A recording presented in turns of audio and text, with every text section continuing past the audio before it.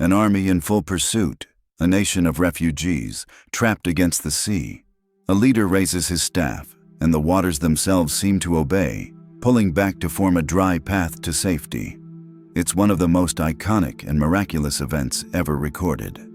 For millennia, the parting of the Red Sea has been held up as one of the greatest miracles in human history. A moment where it seemed the laws of nature were suspended. But what if those laws weren't suspended, but harnessed?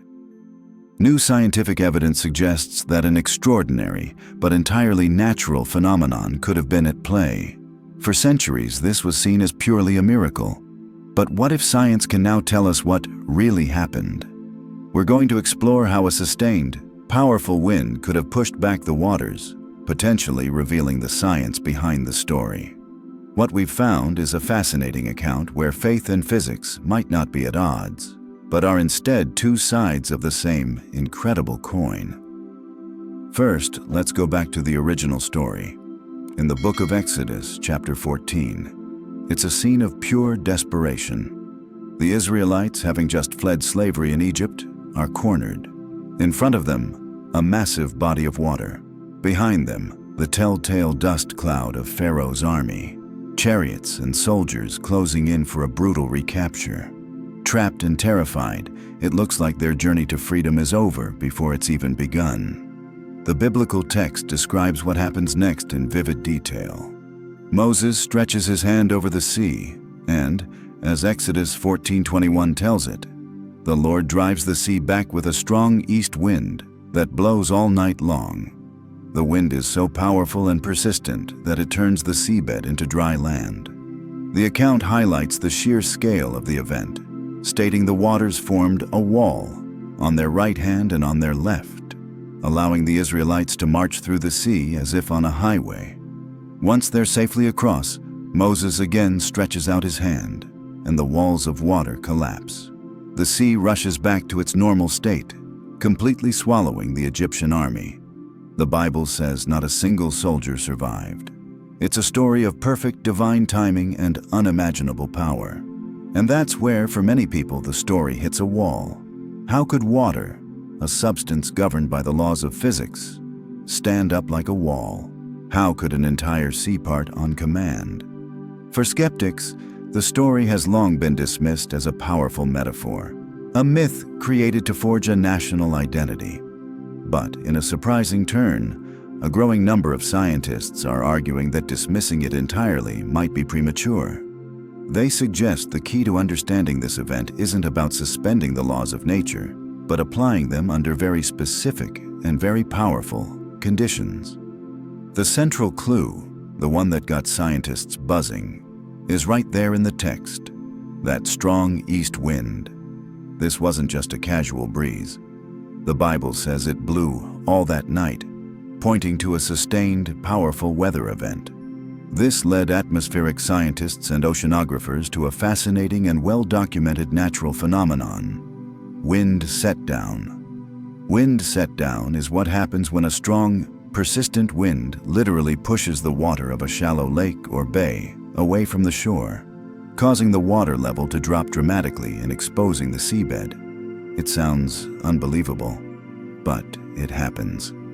In 2017, as Hurricane Irma tore towards Florida, powerful offshore winds actually pushed the water out of Tampa Bay, leaving huge stretches of muddy seafloor exposed. Stunned locals walked out onto the empty bay in a scene eerily reminiscent of the Exodus account. Similar events have also been recorded in places like Lake Erie and even the Nile Delta in the 19th century. So, the phenomenon is real. The next question was, could it have happened in a way that perfectly matches the biblical story? This is where the investigation gets serious, moving from theory to data. The leading research comes from a team at the National Center for Atmospheric Research, NCAR, and the University of Colorado at Boulder, led by software engineer Carl Drews. Drews and his team didn't just guess. They built complex computer models to simulate the exact conditions. Their work, published in the peer-reviewed journal PLOS One, became a landmark in this field. But first, they had to tackle a huge question. Where did this actually happen? While we call it the Red Sea, the original Hebrew term is Yam Suf, which more accurately translates to Sea of Reeds. This has led many scholars to suggest the crossing didn't happen in the deep waters of the modern Red Sea, but in a shallower, marshier body of water in the eastern Nile Delta, like the ancient Lake of Tanis. While this is a prominent scholarly view, it's not universally accepted, with other theories pointing to the Gulf of Suez or other locations. But for a wind set-down event to work, you need shallow water, making this theory particularly compelling. Using archaeological records and satellite data, Drew's team reconstructed the likely layout of the Nile Delta from 3,000 years ago. They specifically modeled a scenario with a U-shaped bend in a waterway where an ancient branch of the Nile might have met a coastal lagoon. With the location and the physics in place, they ran the simulation. What their computer models found was astonishing. The model predicted that a sustained east wind of about 63 miles per hour, blowing for 12 straight hours, would have been strong enough to push the water, thought to be about 6 feet deep, back into the main lagoon and upstream. And here's where it gets really wild. At that U-shaped bend, the wind would have shoved the water away in 2 directions at once. This would have exposed a dry land bridge, roughly 2 to 2.5 miles long and 3 miles wide. The model showed this passage would stay open for about 4 hours, just long enough for a large group to cross. And because the water was pushed into 2 separate basins, there would have been water on their left and their right, exactly as the biblical account describes. As Carl Drews put it, the simulations match fairly closely with the account in Exodus. The parting of the waters can be understood through fluid dynamics, creating a safe passage with water on 2 sides and then abruptly allowing the water to rush back in. As soon as the wind stopped, the model showed the water would have surged back with incredible force, a torrent that would easily overwhelm anyone still caught in the passage. Other natural explanations have been proposed, like a negative storm surge from a rare Mediterranean hurricane, or extreme tidal effects.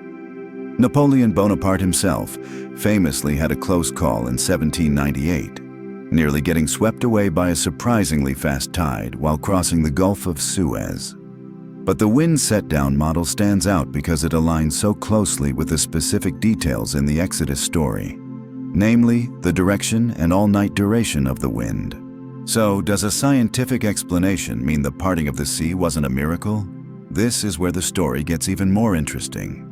For many, including some of the scientists involved, a plausible natural explanation doesn't diminish the event, it deepens it. Carl Drews, a Christian himself, has said he doesn't believe his work explains away the miracle. Instead, he suggests the real miracle might have been one of timing. Think about it. The precise conditions required, a specific location, a wind of just the right speed from the right direction, for the right amount of time, are incredibly rare.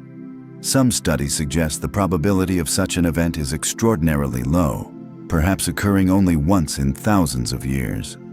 For it to happen at the exact moment the Israelites were trapped, with their enemies closing in, is a coincidence of astronomical proportions. From a faith perspective, one could see this not as God breaking the laws of nature, but using them with perfect surgical precision. The science may explain the how, but for believers, the why and the when remain firmly in the realm of the divine. Of course, this scientific explanation isn't a silver bullet. There is currently no direct archaeological evidence to prove the Exodus or the sea crossing ever happened. The model also requires the crossing to have happened at a specific, shallow location, not the deep Red Sea of popular imagination.